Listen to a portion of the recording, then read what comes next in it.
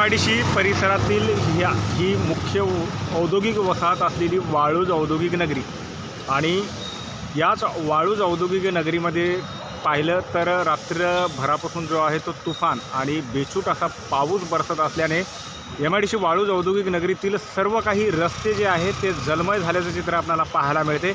येणाऱ्या जाणाऱ्या चाकरमान्यांना कामगार वर्गांना जो आहे तो नाहक त्रास या रस्त्याने ये जा करताना सहन करावा लागतो। आपण आता पाहत असाल तर तुफान झालेली पर्जन्य वृष्टी आणि याच अतिवृष्टीचा जो फटका आहे तो वाळूज औद्योगिक जगताला सुद्धा मोठ्या प्रमाणात बसल्याचं चित्र आपल्याला पाहायला मिळते।